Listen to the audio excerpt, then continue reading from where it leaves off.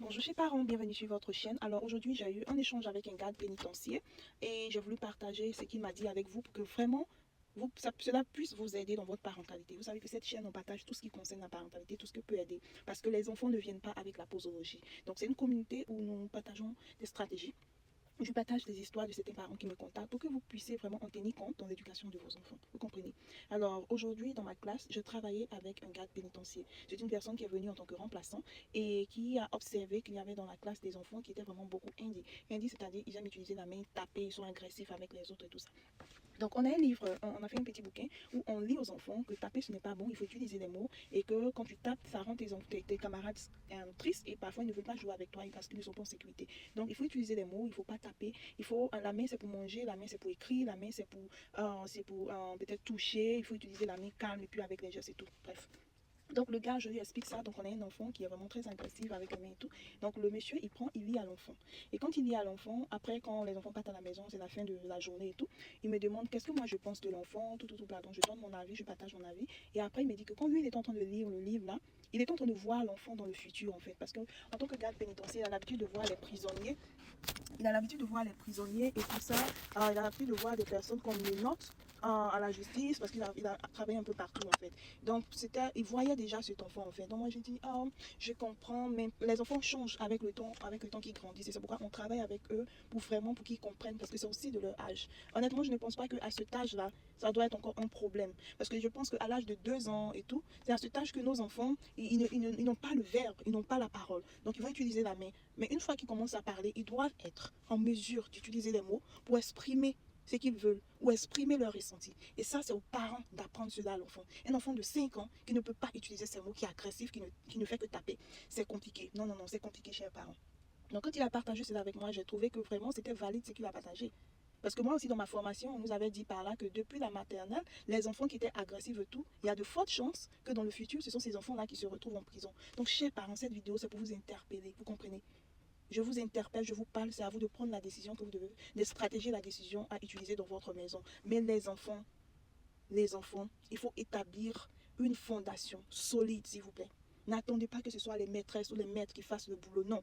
Le côté académique, laissez les maîtres s'en charger, même si vous allez intervenir. Mais le côté social, émotionnel, s'il vous plaît, travaillez avec vos enfants. Travaillez avec vos enfants, expliquez-leur, parlez-leur des émotions, parlez-leur de l'agressivité, de la violence, parlez que ce n'est pas bien la violence. Et, oh Seigneur, c'est vraiment difficile. Parce que les enfants, à un moment, quand je les regarde comme ça, je ne sais pas quoi faire parce que j'ai tout essayé. On a tout essayé, ma collègue et moi. Mais c'est difficile. Et je pense que ce qui manque ici, c'est le partenariat avec les parents. Il y a certains parents qui laissent tout dans la main des enseignants. Non, ça commence à la maison. L'éducation commence à la maison, s'il vous plaît, parents. S'il vous plaît. S'il vous plaît. Vous comprenez? Parler avec les enfants, c'est la fondation, la base. Travailler en partenariat avec les enseignants. Les enseignants ne sont pas vos ennemis. Si un enseignant vient se plaindre, ton enfant, il a fait ci, il a fait ça, ça veut dire que ce n'est pas la première fois que c'est arrivé. Ça peut arriver une fois, deux fois, mais quand ça devient récurrent, c'est là qu'on va vers le parent. Donc, si un enseignant vient vers vous pour parler du comportement de votre enfant, soyez ouvert et puis demandez comment est-ce qu'on peut aider l'enfant ensemble parce que c'est le partenariat. L'enseignant et le parent travaillent en partenariat parce que nous avons le même objectif. Vous comprenez? Nous avons les mêmes objectifs. Sauf que nous, on se concentre sur le côté académique, vous vous concentrez sur le côté social, émotionnel, tout ça.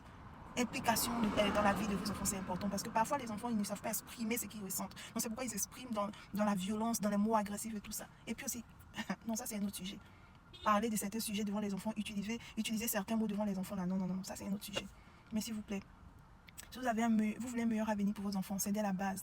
Si tu ne peux pas guider, tu ne peux pas orienter, tu ne peux pas recadrer un enfant de 2 ans, de 5 ans, de 6 ans, de 8 ans, imagine à l'âge adolescent, à 14 à 15 ans, 16 ans, jusqu'à 18 ans, imagine, ça sera pire. Donc c'est ça. Faites attention à l'environnement dans lequel vous éduquez vos enfants et puis soyez présent pour vos enfants. Créez un partenariat avec l'enseignant, posez des questions. Vous savez, mon enfant, quand il était très petit, j'avais remarqué qu'il avait commencé à être agressif. Et comment j'ai remarqué? Parce que je faisais du bénévolat dans sa classe. Parce que j'étais camarade, j'étais ami à tout le monde dans l'école. Oh, soyez stratégique. Surtout si vous êtes dans les pays européens, américains. Vous partez là-bas, on vous connaît, on sait que c'est le parent d'études. Quand on vous connaît, on va vous donner des astuces, on va vous donner des stratégies. On va partager ce que l'enfant fait. Je pose des questions à mon enfant. Qu'est-ce qui se passe à l'école? Qui a été gentil avec toi? Qui a été méchant avec toi? Avec qui toi tu as été gentil? Avec qui tu as été méchant? Vous comprenez? Et par ces petites questions, vous allez savoir si l'enfant est heureux ou pas à l'école. Si l'enfant est agressif ou doux à l'école. Il participe ou bien il est dans son coin. Et puis vous allez intervenir. Moi, quand j'ai remarqué l'agressivité de mon fils, ce n'est pas sa maîtresse qui me l'a dit, c'est moi qui ai découvert cela. Et j'ai trouvé les ressources en dehors de l'école. Et les ressources que j'ai trouvées, je les ai emmenées dans l'école de mon fils pour observer comment ça se passe en classe, comment la maîtresse réagit avec lui. Et tout ça, ils ont trouvé une solution. On a fait un meeting, une réunion avec la maîtresse et avec les ressources que j'ai trouvées au bureau. Et puis on a trouvé des stratégies et comment elle devait se comporter avec mon fils. Et qu'est-ce que moi, je devais aussi faire à la maison pour la soutenir. Aujourd'hui, je n'ai pas de problème avec mon fils.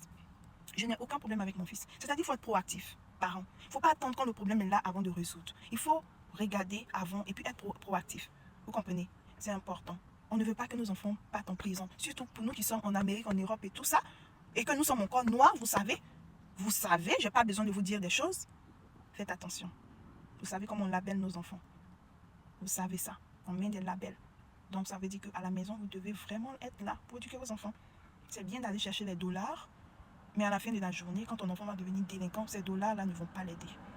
Tu vas perdre ton sommeil. Et ces dollars aussi ne vont pas t'aider. Tu comprends? Alors, si tu as aimé, tu likes, tu mets un like, tu mets un pouce, tu commentes, tu partages, tu actives la notification si tu veux voir de prochaines vidéos. On est ensemble, portez-vous bien. Bisous, bye. Je suis fatiguée, hein? Je suis fatiguée, cassée.